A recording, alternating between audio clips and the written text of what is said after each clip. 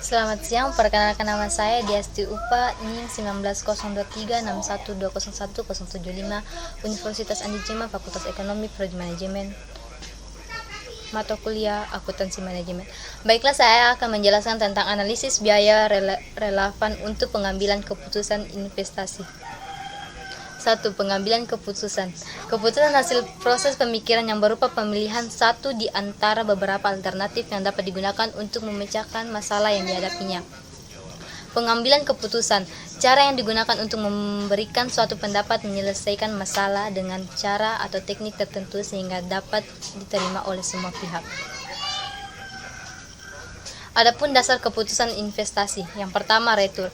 Alasan orang berinvestasi adalah untuk mendapatkan untung. Dalam manajemen investasi, tingkat laba disebut sebagai return. Yang kedua, resiko. Wajar bagi investor mengharapkan pengembalian tertinggi dari investasi mereka. Untuk itu, yang harus diperhatikan yaitu seberapa besar resiko yang harus ditanggung dari investasi. Yang ketiga, hubungan antara tingkat resiko dan return harapan. Artinya, semakin besar resiko suatu aset, maka semakin besar pengambilan yang diharapkan terhadap aset tersebut, demikian pula sebaliknya. Adapun proses keputusan investasi. Proses keputusan investasi adalah proses pengambilan keputusan berkelanjutan atau ongoing process. Ada 5 tahap dari keputusan investasi, yaitu pertama, penentuan tujuan investasi. Yang kedua, penentuan kebijakan investasi.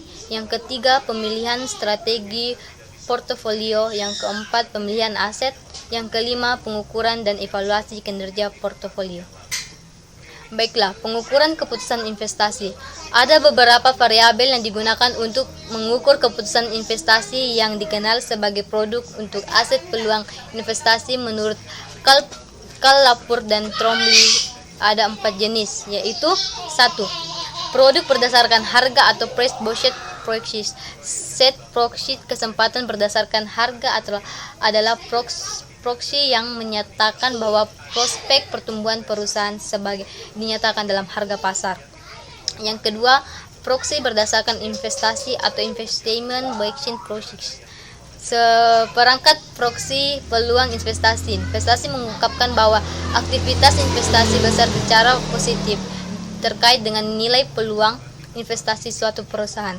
Yang ketiga, proxy berdasarkan varian atau varian measures.